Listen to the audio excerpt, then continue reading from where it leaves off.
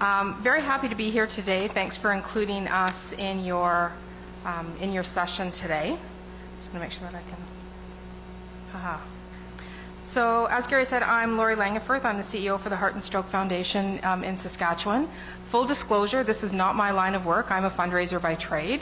So I will do my best to answer any questions that you have. I do have a top-end knowledge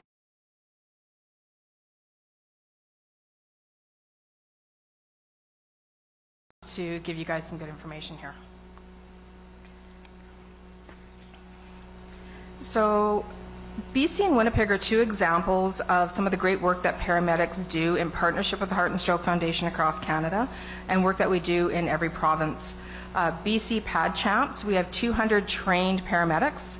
What they do is they deliver orientation sessions to sites, provide input on placement of AEDs, maintenance, use, help develop emergency protocols and site plans, debrief staff and volunteers post any event, and assist with AED data. They also make referrals to trauma counseling if required, and that's all that's happening in BC. The Winnipeg Fire and Paramedics Association of Manitoba does training, AED placement assessments in facilities to assist them on where best to place units, and they run mock codes to help facilities review their action plans.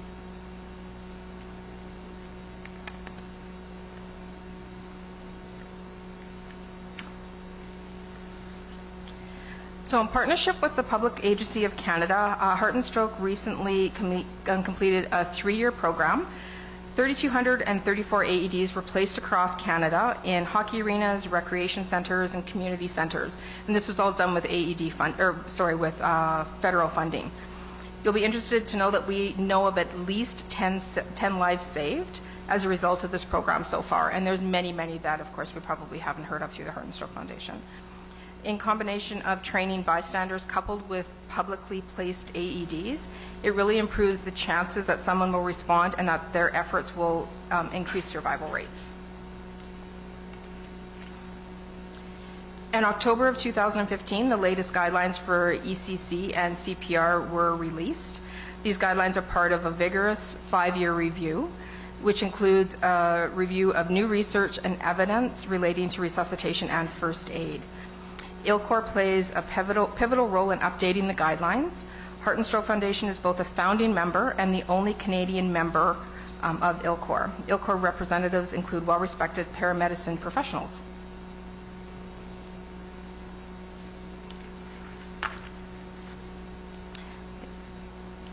Adult chain of survival is split into 2 chains. One for in-hospital and one for out-of-hospital systems of care. The new basic life support training incorporates a dual-stream design, supporting education in both pre-hospital and in-facility providers.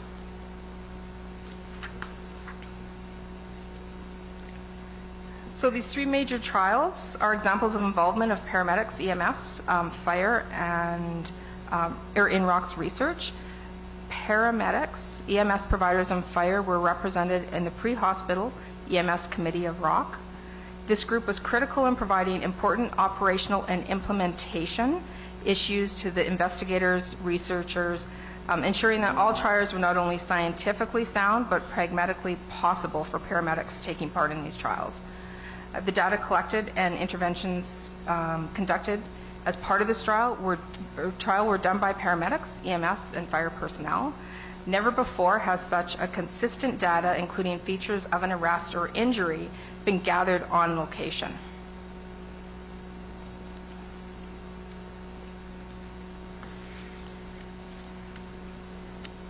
So CanROC is working with EMS professionals across Canada to set up sites in every province.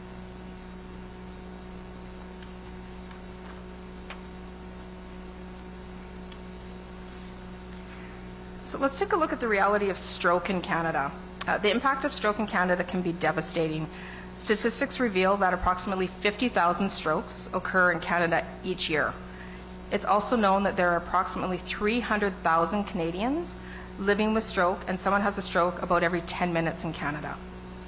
Research has shown that persons who have a stroke have a 20% chance of having a second stroke within the next 2 years. This raises the concern and need for aggressive secondary prevention management. For every clinical evidence stroke, there are as many as 9 covert strokes that result in cognitive impairment. Each one of these statistics highlight the importance of initiating system change and implementing best practices recommended to prevent strokes in the first place.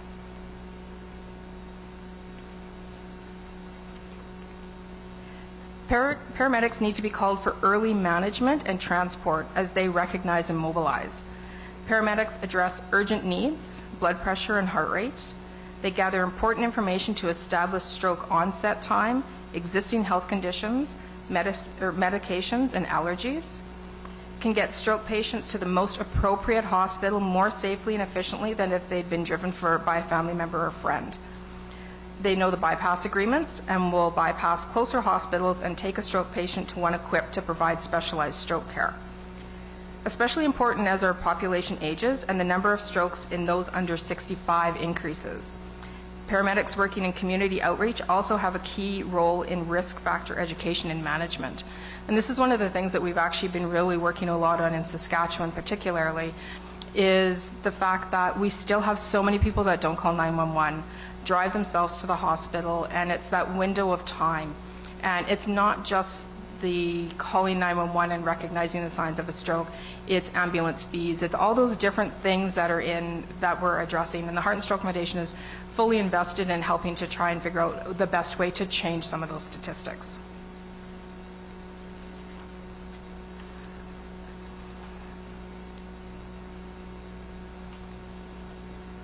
Sorry, changing my slides before I'm ready.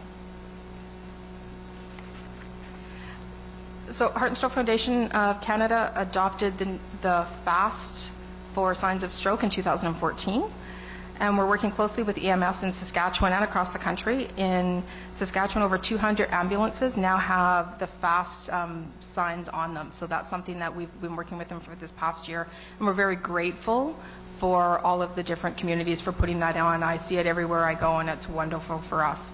We know of, with this campaign in Saskatchewan, we know of 2 saves, not from the ambulances specifically where they're seeing it, but from the TV commercials.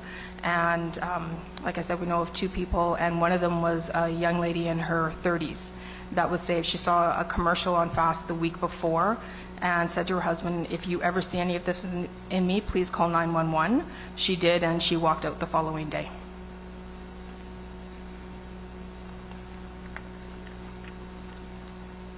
So this is a little bit about the times. We know that 32% of stroke patients arrive within 3.5 hours. 37% of patients arrive within 4 hours. Patients in their 20s and 30s take the longest, 8 hours versus 6 hours for 40-year-olds and older. There's still this idea that young people don't have strokes. So it really is imperative for the Heart and Stroke Foundation that people know the signs of stroke, that paramedics know how to use FAST, and are getting the people the bypass protocols, getting all that in. We've done a lot of work at that, a lot in Saskatoon as well. There's some really, really good processes in place. A picture of a mobile stroke unit that has a CT scanner right in it.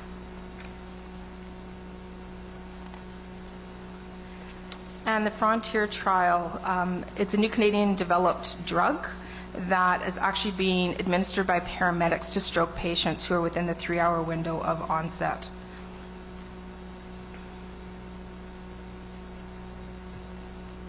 And just a little bit of a plug, we've got the Canadian Stroke Congress in Quebec City in September, so something that hopefully that you guys will join us for.